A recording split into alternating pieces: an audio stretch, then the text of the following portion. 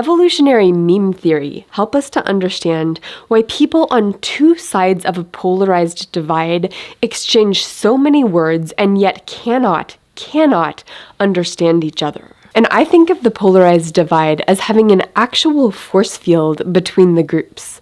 Anytime someone on one side tries to communicate understanding across to the other side, it doesn't land. It's more like it ricochets back. So the question is, what is the nature of that force field? To start off, I'd like to make the claim that words actually mean different things on the two sides of a polarized force field.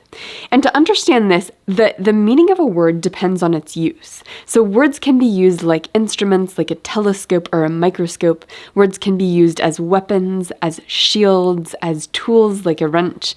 Words can be used as maps. And when I say a word can be used as an instrument like a microscope, you might imagine somebody studying music theory is going to learn about what happens with a key change. And the word key change is going to denote something they can zoom in on like a microscope and learn how the emotional tone of the musical piece is going to change with that key change. They might study sort of what are the different relationships between the different keys so that one word is going to capture something that can focus their attention on something deeper. And one of my claims here is going to be that the microscope use of something, the use of words to go deep with a person's understanding, that is the very thing that will not pass through the force field. It's the deep understandings. The shallow understandings, those that can be easily understood through words, those will be able to cross, but those tend to be used as words as weapons. And when I say words as weapons, you might imagine the word bastard. The word bastard means a person who is born to an unmarried mother, and that's a fairly straightforward use of it. But of course, you've probably mostly heard that word used in a weaponized form, where its intent is not to understand the family relationships of that person's family. Its intent is to degrade somebody. That's what it's used for. Words as shields, you might imagine if somebody's presenting a new research article they're working on and they say this is a preliminary draft.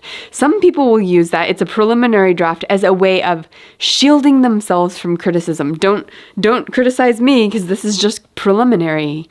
Now, other people use that same word, preliminary draft, as a way of inviting in feedback and inviting in criticism and saying, I'm still open to feedback because I'm developing these ideas out. And those two different definitions or meanings of the word preliminary draft, the shield version versus the tool version where I'm trying to obtain feedback, I'm trying to get something out of the group I'm with, which is genuine new knowledge, those two different uses are primarily conveyed through attitude. Words can be used as maps. And of course, a map is going to point us to a particular spot on the territory where we might want to look deeper. Like if you have a map of a shoreline, one part of the map might say, if you look behind that little mini waterfall, you're going to find this little cove that's going to have something interesting or going to have something worth paying attention to. And you might imagine if somebody's learning to read an echocardiogram, one of those diagrams that tracks somebody's heartbeat, they're going to have words that point to what is the phenomenon of the heartbeat dipping down a little further than it normally would, and what are the patterns to zoom in on and pay attention to when you're reading an echocardiogram. So words as maps is another deep use of words. But of course, you can mistake the map for the territory. That's not a good use of words. So how does words as instruments and weapons and maps relate to the polarized force field? Now, before I give these examples, I do want to say there will be both deep and shallow versions on both sides of the force field for these words. And hopefully that will make more sense by the end of the video. And an example here might be the concept of racism. On one side of the force field, this is an instrument like a microscope that's used to perceive things in the social world you might not otherwise perceive. Having the concept to understand that phenomenon makes it come forward, makes it more more clear to you when you look at the social world. Whereas the other side views that word as a weapon. Anytime there's an argument that other side doesn't want to contend with, they slap the word racism on there, and then they don't have to look at what this side's argument is or what they're trying to point out. So it's used in a very different way, or it's perceived in a very different way on the two sides of that force field. The term systemic racism, on one side of the force field, what comes forward is the racism aspect. There's an imagination of a 1950s style or Archie Bunker style racism, where that's what they have in their heads when they see the term systemic racism. Whereas on the other side, they might have algorithmic racism or a zip code-based racism. The systemic part of that is sort of what comes forward and what gets noticed most. Similarly, the word freedom might be understood very differently on two sides of a force field, where on one side, the word freedom is a shield against authoritarian control. It's an instrument like a microscope for better understanding the deepest of human needs. And it's a map for navigating to a healthier society where power is more broadly distributed across the population rather than centralized in an authoritarian way. On the other side of that force field, that same word, freedom, might be an excuse to be used as propaganda to prop up an authoritarian ruler's movement into power. How do you get the population on board with an authoritarian agenda? On one side of the force field, freedom, that word, that concept, is used as paint to whitewash an agenda that nobody would otherwise agree with. Now you might ask which side of the force field is right about their understanding of those particular words. And almost certainly both sides are right in some circumstances. Any big diverse group is going to have some people using that word as a weapon, some people using it as an instrument, some people with a deep and built-out understanding of that word and how to use it with the territory as a map to understand the territory, whereas other people will have a more immature and still developing and developmentally naive way of understanding that word as a map set to understand the territory. It's going to be a variety. And of course, both sides of the force field have in the back of their minds the examples that fit with their side's understanding of the use of those words. So if you're trying to prove to the other side that they are wrong, that is a thankless task. That is a task that will never succeed because they're not wrong. They are correct in the cases and the examples that are in the back of their mind. So how does a force field form, and how can evolutionary meme theory help us understand the phenomenon? First, what is a meme? Because it's not just a picture with a clever phrase superimposed on top like we use it on the internet. A meme is officially a unit of cultural inheritance, which can be pottery or an accent or a tune or a mode of dress. Now, of course, for our purposes in the polarized discourse, it's going to be words and anecdotes and stories and arguments, anything that sort of passes back and forth in the polarized discourse space between these groups. It includes attitudes and interpretations and meanings of words, which might be subtle and difficult to see from the outside. Now, to understand evolutionary meme theory, we need to connect it with evolution. So let's return to our standard model of evolution. I usually use gerbils, where evolution is going to have these two phases. One is the generative phase, where two parent gerbils have a bunch of litters of gerbils. They're generating lots and lots of different genetic variations of gerbils. That's the first stage. And then the second stage is the selection stage. It's deciding which of these gerbils will survive and reproduce to form a new generation. Both stages are necessary for evolution, but the selection stage is going to determine the criteria along which the whole system evolves. 100 generations down the road, the population of gerbils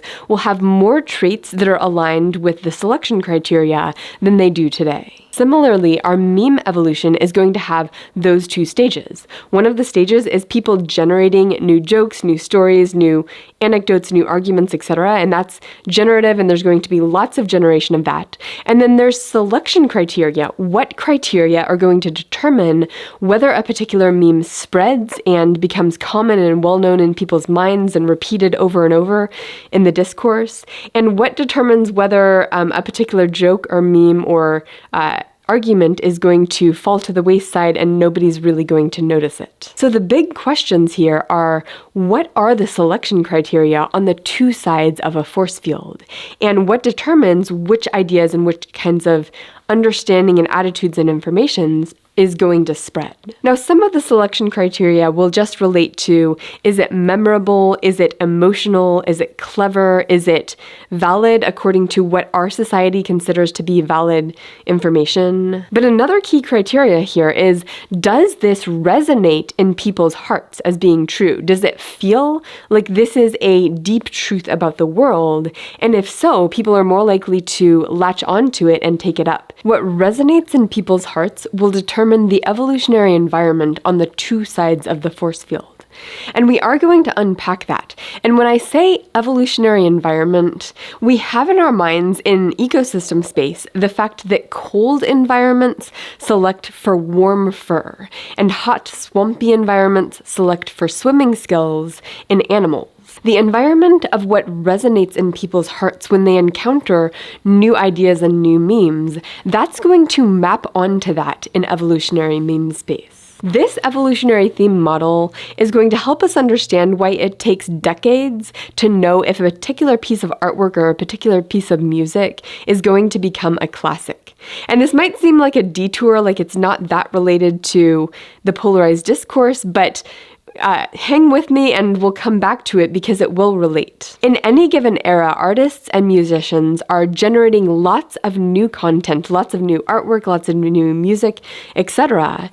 And the population is taking up that artwork and spreading it according to whether it resonates with that population. So the question is, what is it in their heart that is resonating with that? Is it something that is unique to this cultural moment and is getting at the political frustrations that are only sort of in operation right now in history? Or is that piece of artwork getting at something much deeper in the human soul, much deeper in the human experience? And in a particular moment in time, people cannot always discern which is which. But if a piece of artwork lasts hundreds of years and people are still latching on to it and still sort of feeling it resonate with their heart and soul, that's an indication that it's a classic. Jane Austen, Shakespeare, Mozart, Bach. These are things that still today deeply resonate with people as capturing something about the human experience. Will Harry Potter still resonate with people 200 years from now? What about Game of Thrones? And people, of course, are going to have different opinions about that, but to some degree, you need the experience of many decades to actually answer those questions. We'll return to this art example at the end when we look at solutions. But for now, we recognize that art is a meme. It's a unit of cultural inheritance. And as such, evolutionary meme theory will apply to it. In fact, the selection criteria that are going to select for good art, what art spreads, what art propagates, that's going to very much parallel the kinds of memes that spread on the two sides of the polarized divide. Specifically, the evolutionary environment will select based on what resonates in people's hearts. How do we take evolutionary meme theory back to our force field between polarized groups to better understand its nature?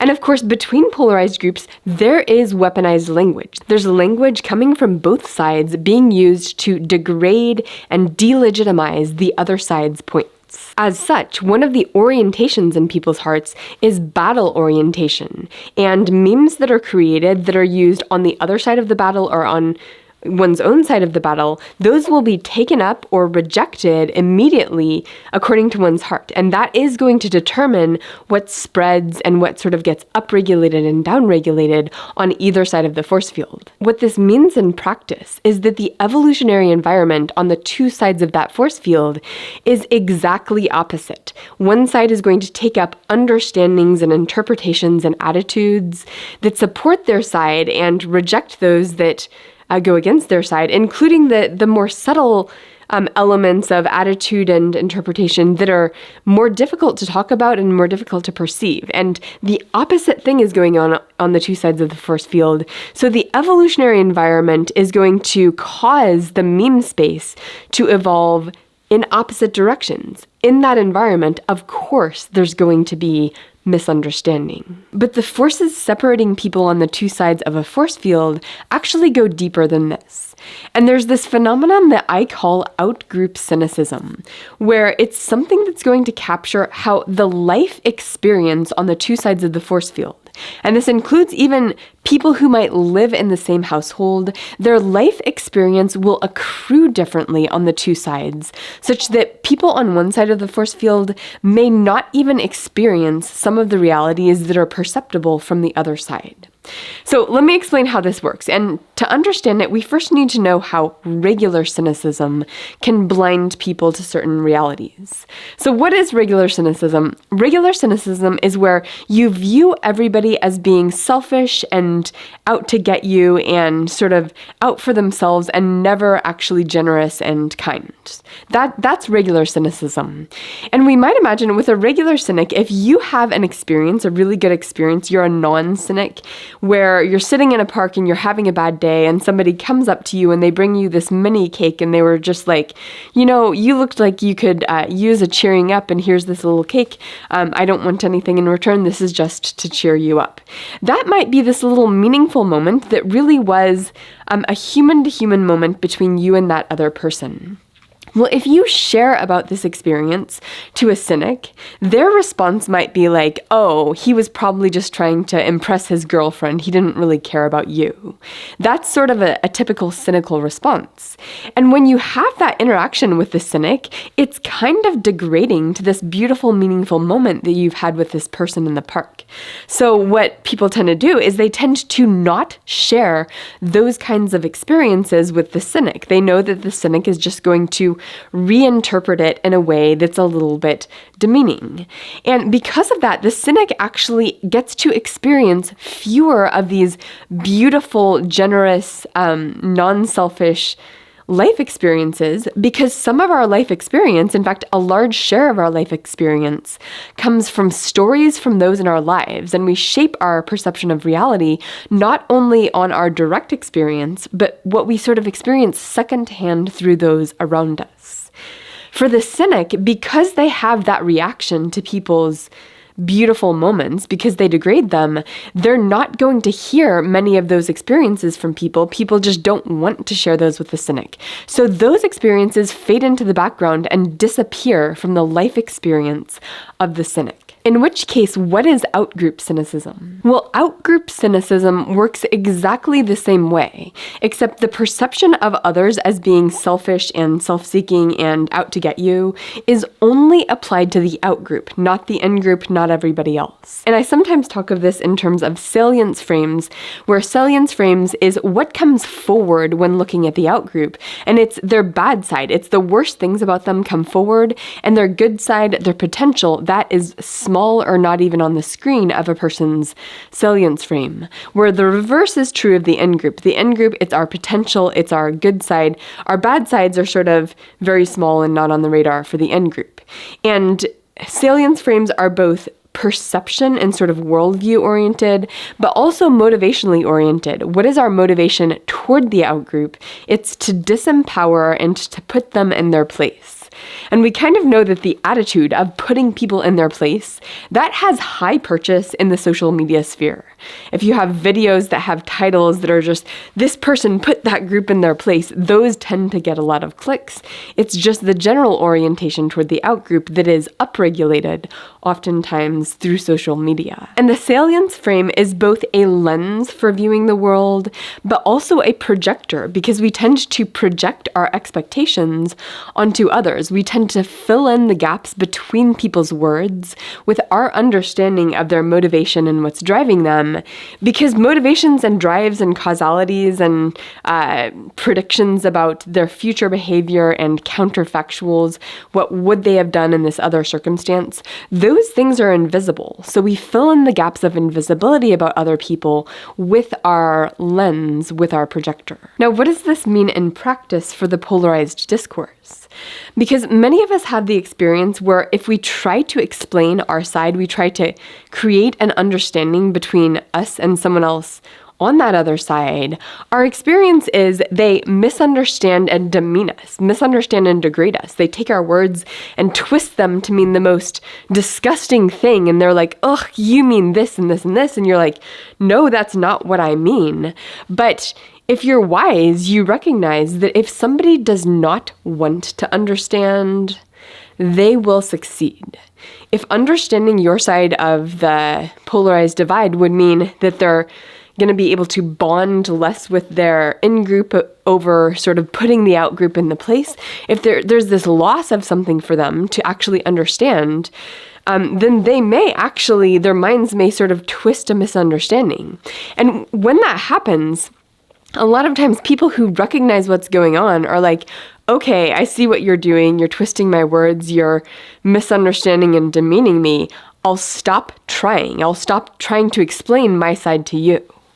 And the result of that is that in the landscape, when looking at what does the other side believe, the people who are authentic actors, who could otherwise explain in a way that made sense, those people fade into the background. Those people disappear. And I realize this point is kind of subtle, but it's not just a bias that's taking place inside their minds. It's a bias in which people come forward to them in the flesh and blood world. Now, how does that outgroup cynicism shape the ecosystem of the evolutionary meme space on the two sides of the force field? As I mentioned before, cold environments select warm fur in animals, hot, wet environments select swimming skills in animals. The same is true in the meme space, except the selection criteria have to do with people's gut intuition about what fits with their lived experience. And for the most part, it's really good that people use their holistic life experience to judge how valid or invalid new and incoming information is. That's generally something that we want to be true. We want somebody to think about things in a holistic way. The problem happens when there's this self-reinforcing cycle. Somebody projects something demeaning onto the outgroup. The outgroup wisely recognizes what they're doing and chooses not to engage. This then comes across as validation of the demeaning projection. And you can see how this gets wrapped up in the evolution of the way one side of the force field perceives the other. So outgroup cynicism is one part of the story.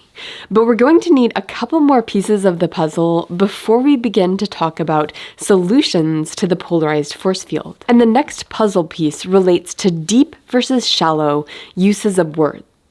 And in case you're wondering, I will not come down fully on the side of deep uses of words. I'll get to that before long. But first off, with words are not reality. Words can only point to reality. They're symbolic. And for our solution, we're going to have to contend with this. So deep versus shallow words, what's the deal there? And the microscope or telescope use of words, the map use of words, those are often, though not always, associated with deep uses of words. Basically, a deep use often requires reflecting on things in different moods, taking different perspectives, mulling it over, rearranging the furniture of your worldview to account for the depth of that reality that the words are trying to point to. Deep uses of words sometimes require life experience where you're mapping that experience onto the words rather than just thinking about it in your mind. So if you're having a conversation with somebody on the other side of a polarized force field and you're expecting them to understand your perspective by the end of the conversation, that's not reasonable if your perspective includes any kind of depth at all. And the rules of the game in the modern discourse tend to sort of convey the idea that if you can't communicate what you have to say in words, if you can't communicate it in a 2-minute video clip or a 2-hour conversation, or in words in some way that's a very short, limited time span, then you're bullshitting them. Then what you have to say is not real. And part of our solution here is going to need to look at the rules of legitimacy in our system and to question, are those rules putting us in touch with reality, or are those rules magnifying delusion? Because we could challenge the notion that everything real can be put into words. Can you explain in words what love and meaning and beauty and purpose are? Or are these the kinds of things that literature and art and music get at indirectly but do not express well in words. And if the very rules of legitimacy in our system exclude the most important things in reality, if they exclude anything that's deeper than can be put well into words, then perhaps our rules need to be changed. For any particular word, how well it does at capturing reality depends on the life experience of the person using and hearing the word. Consider the word cluster University of Missouri campus. There's going to be somebody who hears that and they have a theoretical image of a campus in their head. And that's going to differ dramatically from a professor who has taught there for 40 years and has experiences inside many of the classrooms where that professor's experience of that campus and their perception of what the word University of Minnesota campus means is fleshed out bit by bit as they go into rooms they'd never been in before for random meetings, as they're assigned to teach in different classrooms where they know how that classroom feels on a Tuesday morning when the sun is shining in everybody's face. Slowly, over 40 years of teaching there, their life experience builds out a granular understanding of what that particular word phrase means. And I realize that example is a little bit goofy, but I'm trying to quickly convey the difference between somebody whose understanding of a word is purely theoretical versus somebody whose understanding of the word is actually built out through their life experience. And if we take that and return to our polarized force field and their use of words to try to convey understanding, there is going to be a reinterpretation of words coming from the other side of the force field.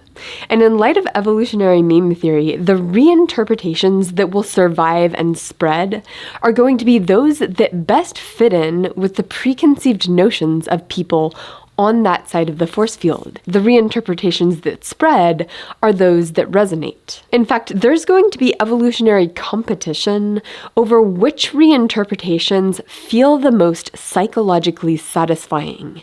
And the accumulation of this kind of reinterpretation will make up what I call the straw man mythology. And of course, we know a straw man argument is when you're talking with someone and they come up with a version of your perspective that's really stupid so that they can put it down, put it in its place, triumph over how stupid it is and how triumphant they were over shaking it down and all of that. That's a straw man argument. A straw man mythology is the same idea, except it's this built up mythology about how those people on the other side of the force field think about what motivates them and about what they mean when they use certain words. So when someone on the other side says, here's some words that point to a spot on the territory of reality that is meaningful and profound, people on the other side who are building up that strawman mythology reinterpret those. The reinterpretation says, here's what those people actually mean when they use those words, and this reinterpretation is in line with the contemptuous view of the outgroup that has been reinforced through their accumulated life experience. Now, the way I've just described this story, there's one side that has a deep understanding that's in touch with reality, and the other side is in touch with this delusion of the strawman mythology. And I want to pull back a little bit on the good, evil, stupid, reality, non-reality binary there, because I do believe that almost in every case, there are things that are perceptible from either side of a force field that are not perceptible from the other side. In fact, most strawman mythologies have some truth built into them, and some of them actually have quite a bit of truth. And in fact, we can even ask the question, are deep uses of words always better? And the answer is going to be yes and no. And as we know, words that are maps are also lenses and also projectors. So any group with a deep use of a particular map is also potentially projecting things that are not there. With the concept of racism that I brought up before, we've all probably seen cases where that was projected onto a situation where that was probably not the real interpretation, even though racism is a real thing, and sometimes the use of it and the deep thinking about it can open people's eyes to things in reality they would not otherwise see. So both a projector and also a lens at the same time. Well, one problem we have in piecing together a vision of reality is the groups that have the opportunity to go deep with their understanding of a particular domain. And this could be an academic domain, it could be experience in the political world, it could be the opportunity to be an artificial intelligence researcher and to work with data sets that require inside access to do that. The opportunity to go deep in those areas sometimes requires adopting a map of that reality, a map of that territory that favors power. You may not get invited into some of those spaces if you're too skeptical about the power structures that uphold them. So you get this conflict between sides where one side says your map is bent by power, and they have part of the truth in their reality when they say that. And the other side says you don't have access to this information that we've spent 40 years of our lives developing out. You don't have access to this, so your map of the world doesn't include the realities that we see. And the problem is both of those groups can see something that the other one cannot. Both sides say to the other side, you are mistaking the map for the territory.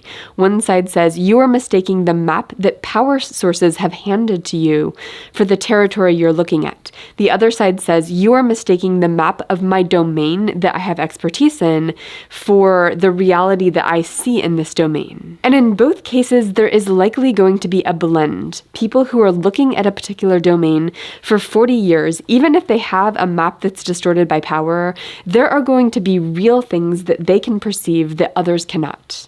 And people who understand how power bends people's perception, people who are critical of power structures, those people perhaps have built out an understanding of how power works that is not fully understood by those sitting in seats of power. And to some degree, what is needed to piece together a full picture of reality is a relationship between these two. It's an ability to collaborate and an ability to have the humility to work with somebody who can see something that you cannot. So what is the solution to the polarized force field? And I'm just going to get us started on that with 5 possible points to redirect us. Where the first I'm going to call epistemic humility, although the word isn't perfect. And epistemic means how we know what is true, how we come to believe in the reality we believe in. We need humility around that.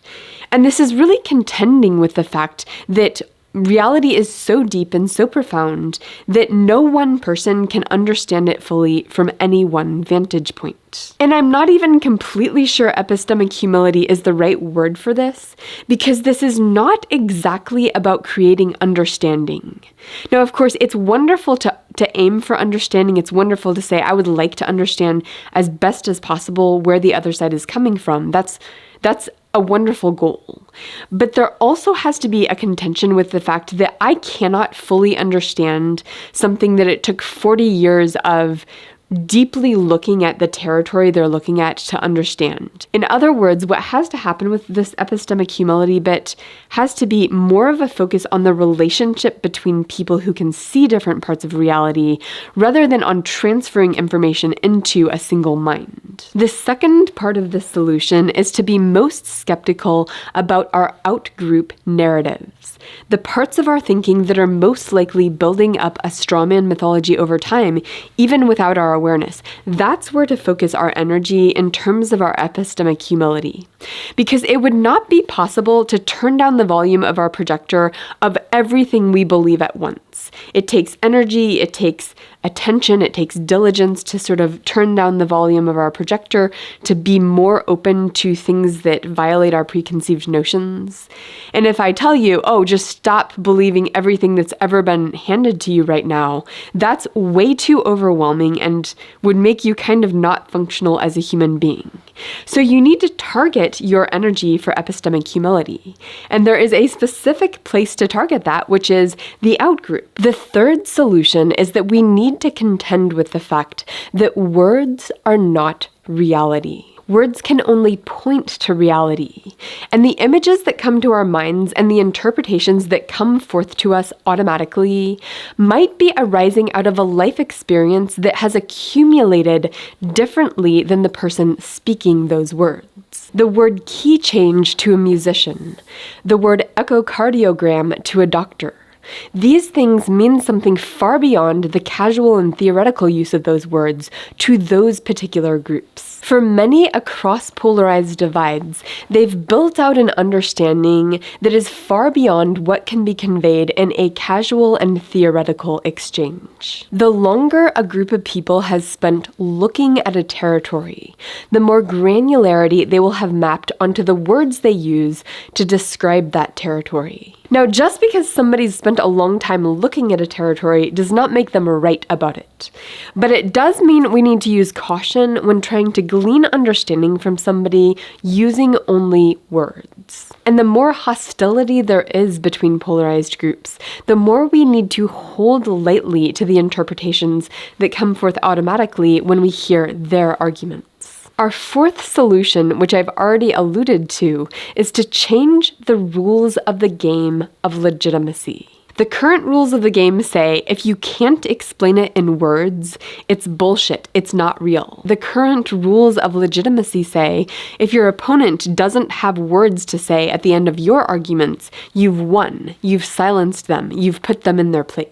The problem here is a person who wins an argument by the end of a conversation is likely to be a person who's really clever at reinterpreting the words of the other person according to their own contemptuous strawman mythology of that group. A person who has silenced their opponent by the end of the conversation is likely to be a person who has conveyed such an arrogance and such an attitude of non-openness to reality that that person has made it seem like it's not worth trying to talk with this person. They're just too closed-minded. The person who wins an argument in that way is likely to be very parallel to the cynic who wins the argument about whether the person in the park who gave you the cake is really generous and kind. With the way our society thinks, who are we allowing to win the argument?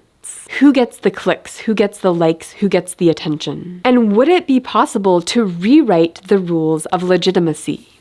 And I will say that's going to be a bigger task than I can do in this video, but let me give you my last solution, which will give us a little bit of direction in rewriting those rules. Specifically, the rules of legitimacy in dialogue need to account for the time and the space it takes to go deep in observing a new territory. Because sometimes that observation may require us to rearrange the furniture of our worldview, and that can only happen with time. Was a conversation productive? And maybe that can only be determined a year down the road when we see that the person on the other side of the conversation is more open-minded, is more humble, is a little bit less attached to the strawman mythology that was once the center of the worldview. With classic artwork, it sometimes takes years and decades before we can know if it resonates with something at the deepest level of the human soul. Will Harry Potter or Game of Thrones be classics 100 years from now? Some things take time to know their real impact. So maybe conversations across the polarized divide are in that category too. If you liked this video, you might also like another video I did on the polarized divide, which is about a shift in our thinking that's kind of yin-yang like, and I'll link to that video here.